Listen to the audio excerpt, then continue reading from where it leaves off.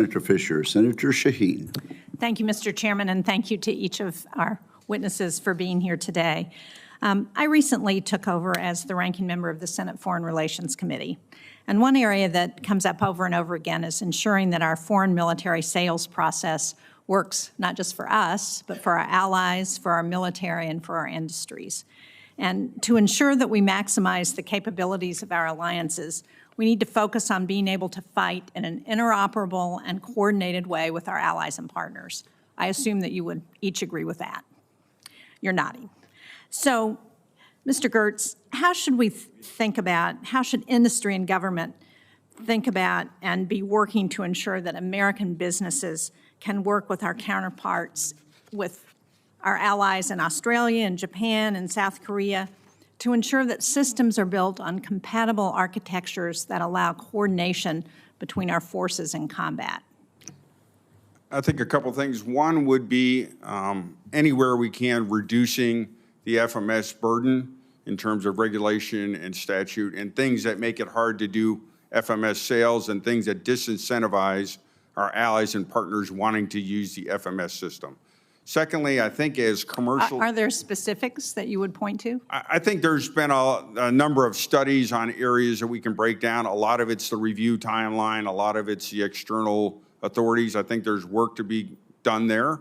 And then I think as commercial is global, there are areas where we can leverage commercial capabilities that do span many of our allies and partners that are already interoperable from the start, and leverage those versus trying to back in interoperability from a custom DoD-made area. We've got to differentiate it. It's not one or the other. We need both. I certainly agree with that. Mr. Diller, one of the things that has happened as the result of the war in Ukraine is that we've watched how creative the Ukrainians have been with many of their responses to that war.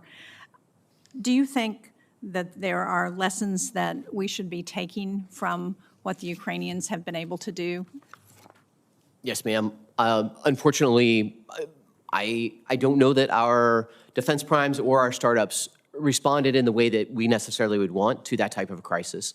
I do think fundamentally, as has been discussed with my colleagues, this is an industrial-based problem in America, not just a defense industrial-based problem. And so how do we look at taking the next leap that allows the factory to be part of that war-fighting system? You see agility in Ukraine, that you are actually getting hardware to evolve at the speed of software. On your previous question about FMS, if we can actually have a 21st century manufacturing system that is digitally driven, it allows us to actually have that factory evolving at the pace of the war to close that OODA loop, as it's called, and to create both interoperability between nations and to be able to scale and remain agile in warfare at an entirely different way than has been a leap ahead even of those initial lessons that we've seen in Ukraine.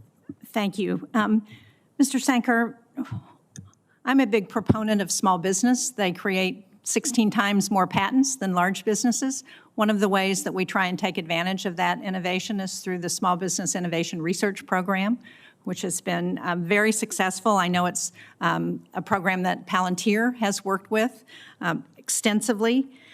So I am very concerned about the order that just came out from the acting director at the Office of Management and Budget that essentially puts on hold any financial assistance that's dedicated to any programs like SBIR. There are 82 of those programs within the Department of Defense. What does it do to the research that's going on in our small businesses when there's that kind of a halt on the program, and we don't know how long it's going to last, and we don't know whether it's going to be forever or if they're going to be able to resume what they're doing?